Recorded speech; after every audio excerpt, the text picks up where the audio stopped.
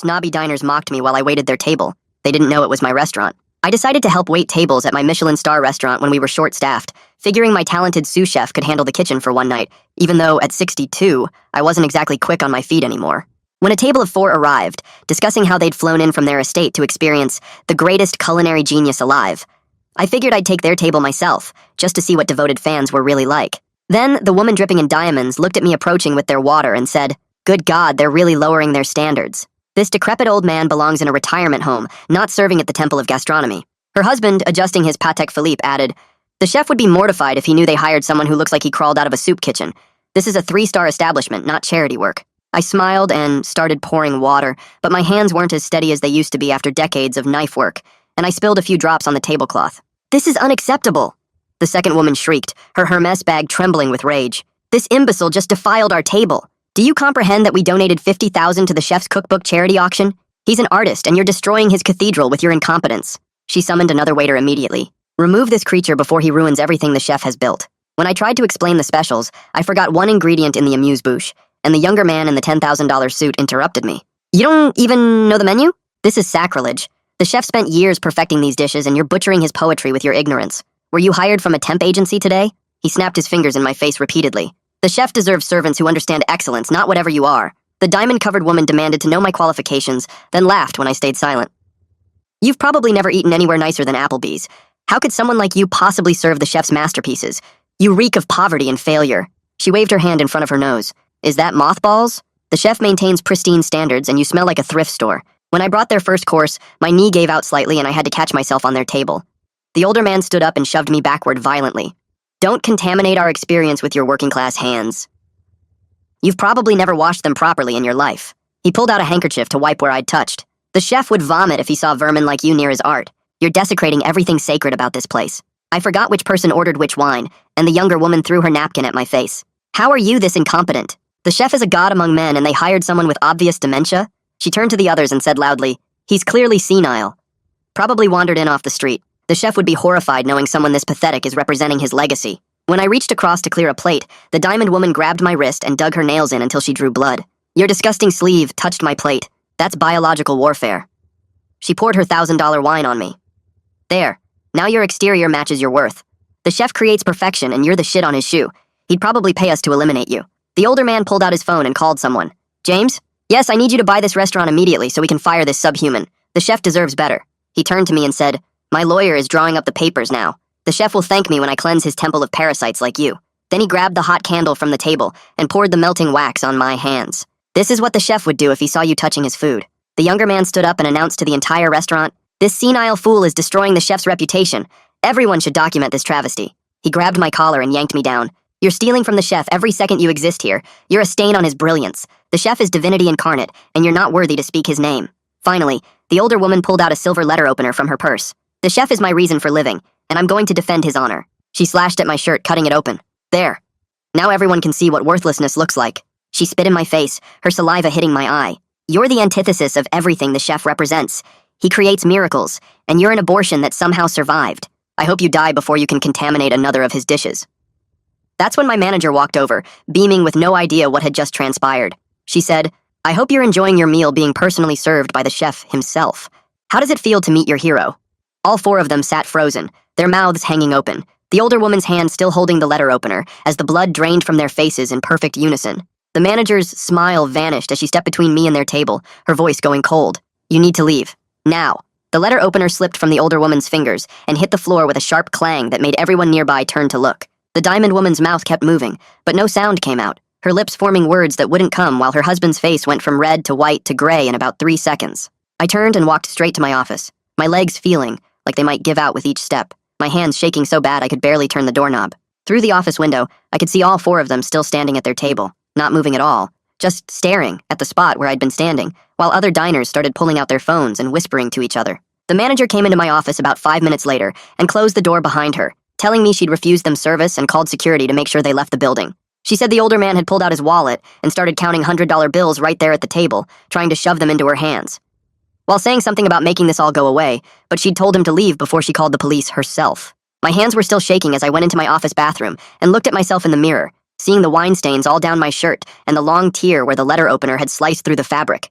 The wax burns on my hands were already turning red and starting to blister, and when I held them under cold water, it hurt so bad I had to bite my lip to keep from yelling.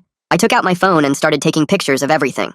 The burns, the tear in my shirt, the dried blood on my wrist where the diamond woman's nails had dug in deep enough to break the skin. The blood had turned dark brown and crusty, and when I washed it off, the water in the sink turned pink as it swirled down the drain. The manager knocked and came in with a notepad, saying we needed to write down everything that happened while we could still remember all the details. We sat at my desk and went through it step by step, her writing while I talked, listing the names of the 3 servers who'd been close enough to see what happened. She pulled up the security footage on her computer, and we watched the whole thing from 2 different camera angles, seeing the wine being poured on me, the wax being poured on my hands, the letter opener cutting my shirt. The manager asked if we should call the police right now, or wait until after we closed for the night. And I said I needed 15 minutes to think about it, because my heart was still racing, and I didn't want to make any big decisions while I felt this shaky.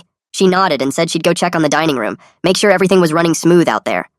About 10 minutes later, Gonzalo came up from the kitchen, and I could tell from his face that he'd already heard what happened. He looked at my torn shirt and the red marks on my hands, his jaw getting tight the way it does when he's really mad but trying not to show it. "I've got the kitchen covered for the rest of the night," he said, and I knew he meant it because Gonzalo had been with me for 8 years and could run that kitchen in his sleep if he had to.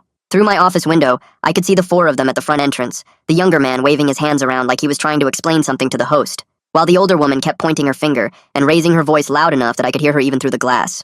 The host looked scared, backing up a step every time the older woman moved closer, and I could see him looking around for help. The younger man seemed to be trying to pull the others away from the entrance, but the diamond woman was shaking her head and pointing at the dining room, probably demanding to be let back in.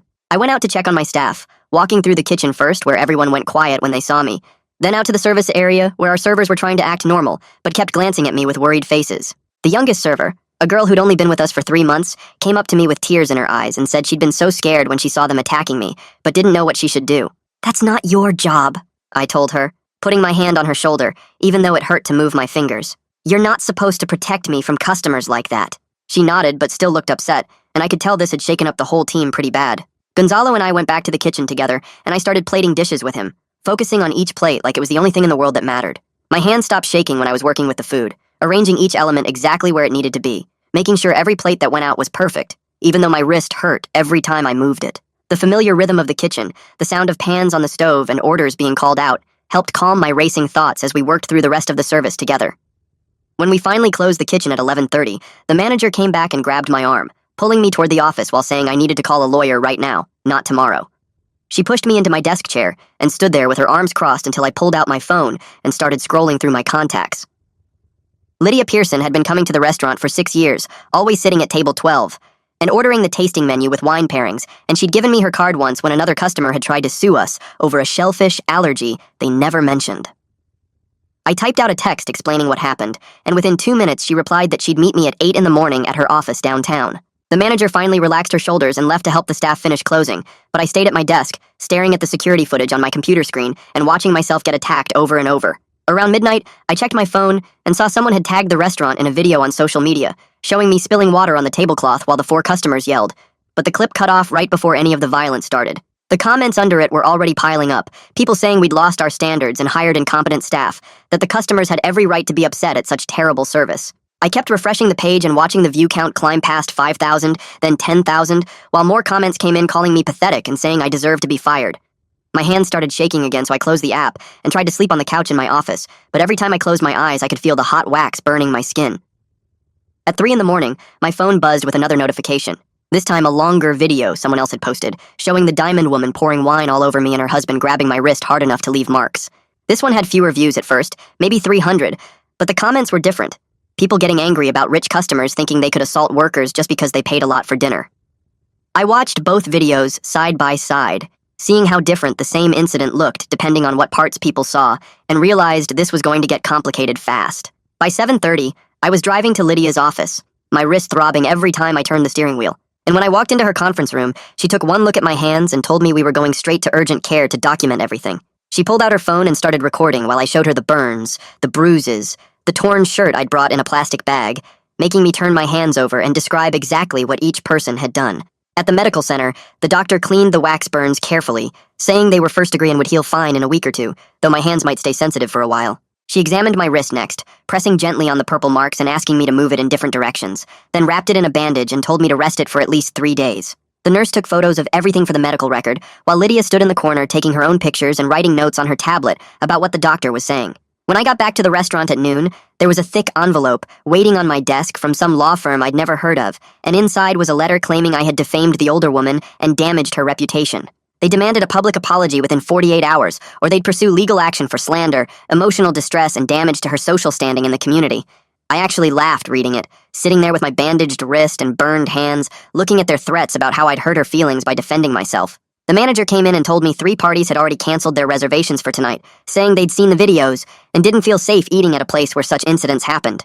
I could hear the servers in the break room talking in low voices, asking each other if they thought more violent customers might show up, wondering if they should start looking for other jobs. When Gonzalo came up from prep, I finally told him the truth about why I'd taken that table in the first place, that I'd wanted to see what our biggest fans were really like when they didn't know who I was. He stared at me for a long moment, then pointed out that my little experiment had put every server at risk, that they didn't have the luxury of revealing themselves as the owner when customers got abusive. The guilt hit me hard because he was absolutely right, and I realized I'd been thinking like a chef curious about his diners instead of a boss responsible for protecting his staff. We decided to call an emergency meeting for tomorrow morning before service to talk about new rules for dealing with abusive customers, and the manager started writing up a policy about when servers could refuse service and call security without needing permission.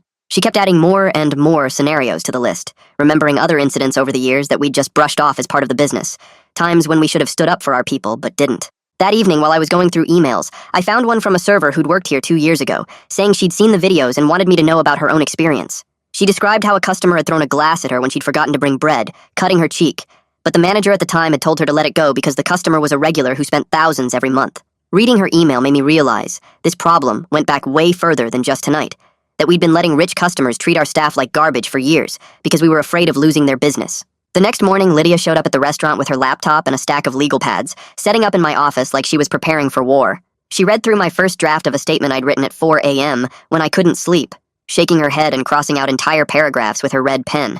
I'd written 3 pages about how these people had attacked me, but she kept saying we needed to focus on the bigger issue of protecting all restaurant workers, not just what happened to me personally. She deleted the part where I called them entitled parasites, and the section where I described each assault in detail, replacing it with general language about zero tolerance for customer abuse. We went back and forth for 2 hours, with her cutting my angry sentences and me trying to sneak them back in, until we had something that sounded professional, but still made the point clear. The manager posted it on our website and all our social media accounts around noon, and within minutes the notifications started flooding in.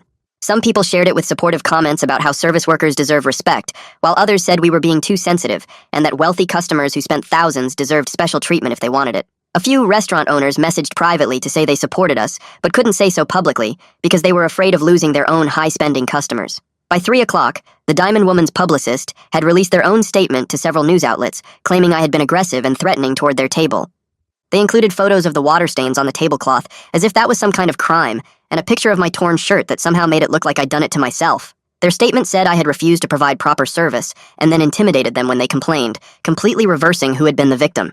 Lydia called me immediately and said not to respond, that we needed to stick to our plan of filing a proper police report with all the evidence we had. She picked me up an hour later, and we drove to the police station together, bringing printed screenshots of the security footage, my medical records from urgent care, and a USB drive with the full videos. The detective at the desk looked bored at first, barely glancing up from his computer when we explained why we were there. But when Lydia played the video of them pouring hot wax on my hands, he sat up straight and called another officer over to watch. They rewound it 3 times, zooming in on the older man's face as he grabbed the candle and poured it deliberately onto my skin. The detective started taking notes quickly, asking for the names of all 4 people and whether we had contact information for them. He said he'd need to interview the staff who witnessed it, and the manager started coordinating schedules when he called the restaurant. She created a spreadsheet with everyone's availability and started pulling timestamps from our security system for every moment of the incident. That evening during service, I tried to lift a heavy stock pot full of sauce, and my wrist shot pain up my entire arm. Gonzalo saw me wince and immediately took the pot from me, telling me to step back and just call out orders. I stood at the pass checking plates and directing the line cooks, but I couldn't do any of the physical work I'd done every night for decades. My hands were shaking slightly, not from fear, but from frustration at not being able to work properly in my own kitchen. When one of our regular customers asked to speak with me personally about what had happened, I wrote him a note on the restaurant letterhead instead of going out to his table. I explained that I was taking some time to focus on the kitchen and thanked him for his support, realizing this was probably something I should have started doing years ago. The manager and Gonzalo sat down with me after service to discuss the menu for the next week. Gonzalo suggested we temporarily remove some of the more complex dishes that required precise knife work and heavy lifting, replacing them with equally excellent but less physically demanding options. He'd already worked out substitutions that would maintain our standards while giving me time to heal, and I found myself trusting his judgment completely, without second-guessing every detail. The next morning, my phone started ringing at 6 a.m., with reporters wanting interviews about violence against service workers. They all wanted exclusive sit-downs or live TV appearances, but Lydia recommended I do just one written Q&A with a food industry publication that had a good reputation. She helped me draft answers that stayed focused on worker safety, without getting into specifics about the people who'd attacked me. We sent it off by noon, and they published it online within 2 hours, getting thousands of shares from other restaurant workers who'd faced similar abuse. Meanwhile, the manager was going through our reservation system when she discovered something that made her slam her laptop shut in anger. The same group had tried to make a new reservation for next week under a different name, using a different credit card but the same phone number. She immediately added all 4 names and their variations to our permanent ban list, and started calling other high-end restaurants in the city to warn them. Most of the other managers thanked her and added the names to their own ban lists, creating an informal network of places where these people wouldn't be welcome anymore. The next morning, I called an all-hands meeting for 10 o'clock, an hour before we'd start lunch prep, and watched my entire team file into the dining room with worried faces. I'd spent the night working with the manager to create a whole new set of protocols, including installing panic buttons under every server station that would alert security and management instantly if someone felt threatened. We printed signs for the host stand, stating we had zero tolerance for verbal or physical abuse of staff, and anyone violating this policy would be removed and banned permanently. The relief on everyone's faces was obvious as I explained the new system, and then our youngest server raised her hand and told us about a customer last month who'd grabbed her wrist so hard it left bruises when she tried to clear his plate before he was done. Another waiter talked about getting screamed at for 20 minutes because the kitchen ran out of a special, and a busser mentioned customers who'd thrown silverware at him when he accidentally bumped their chair. I realized I'd been blind to what my staff dealt with daily while I stayed safe in the kitchen, protected by my reputation and position. That night during service, the reactions to our new signs were mixed but telling. A couple who'd been regulars for 5 years thanked me personally for taking a stand, leaving a $1,000 tip with a note saying they respected businesses that protected their workers. Another regular pulled me aside to say he'd noticed servers seemed more relaxed and confident already, and he hoped more restaurants would follow our example. But not everyone was happy about the changes. A businessman who spent thousands here monthly complained the signs made him feel like a criminal before he'd even sat down, and a society woman said the panic buttons were ridiculous overreactions that would ruin the elegant atmosphere. The staff held firm, though, with the manager backing them up whenever someone pushed boundaries, and by the end of the night, we'd only had to warn 2 tables about their behavior. 3 days later, I was plating the lunch special when my phone rang with the detective's number. He told me the prosecutor had reviewed all the evidence and was moving forward with misdemeanor assault charges against the older woman for the letter opener incident, though the others would probably avoid charges since their actions, while awful, didn't quite meet the legal threshold for assault. It wasn't perfect justice, but at least there was some accountability happening, and the older woman would have to appear in court and face consequences for attacking me. The detective said the arraignment would be in 2 weeks, and asked if I wanted to attend, which I said I'd think about. Within hours of the charges being filed, Lydia called to say the older woman's attorney had reached out with a settlement proposal. They wanted to make a substantial donation to a charity of my choice if I'd drop the charges and sign a statement saying it was all a misunderstanding. No admission of guilt, no public acknowledgement of what happened, just money changing hands to make it go away like these people always did when they hurt someone they considered beneath them. I told Lydia I needed to think about it and talk to my staff first. That afternoon, I gathered everyone again and explained the settlement offer, asking what they thought we should do. The response was immediate and unanimous, with server after server saying they were tired of rich customers thinking money could erase abuse.